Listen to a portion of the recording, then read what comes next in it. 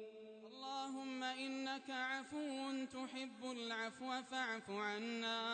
عن أنس بن مالك رضي الله عنه عن النبي صلى الله عليه وسلم قال: إن لله تعالى أهلين من الناس. قيل: من هم يا رسول الله؟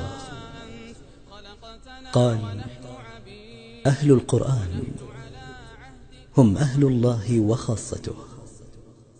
إن في خلق السماوات والأرض واختلاف الليل والنهار لآيات لأولي الألباب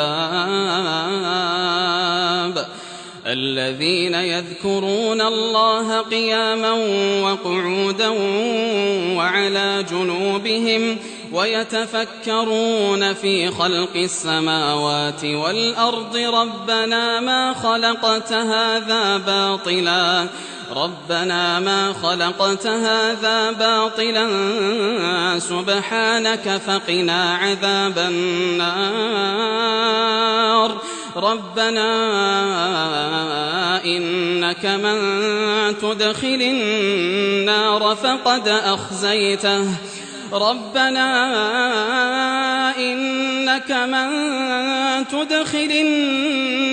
فقد أخزيته وما للظالمين من أنصار. ربنا إننا سمعنا مناديا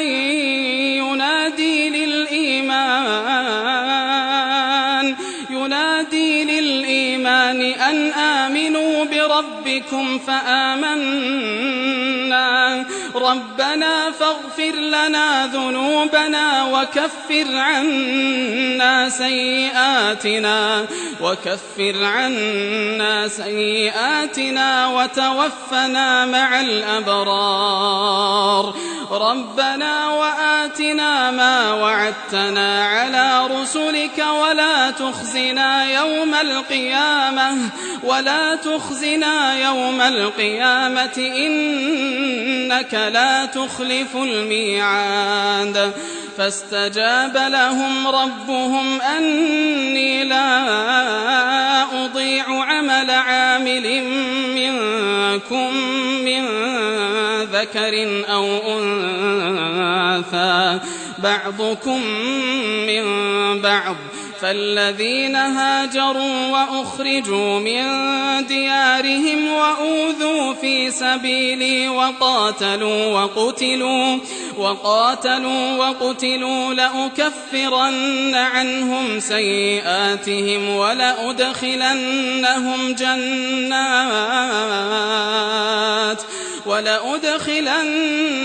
جنات تجري من تحتها الأنهار ثوابا من عند الله والله عنده حسن الثواب. لا يغرنك تقلب الذين كفروا في البلاد متاع قليل ثم مأواهم جهنم وبئس المهاد. لكن الذين اتقوا ربهم لهم جنات تجري من تحتها الأنهار خالدين فيها نزلا من عند الله وما عند الله خير للأبرار. وإن من أهل الكتاب لمن يؤمن بالله وما أنزل إليكم وما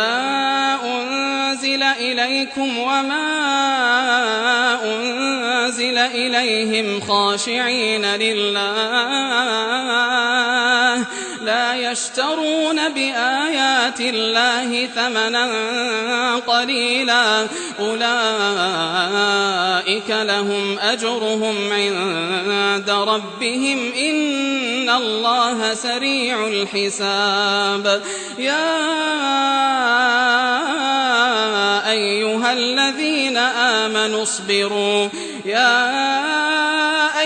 الذين آمنوا اصبروا وصابروا ورابطوا واتقوا الله لعلكم تفلحون.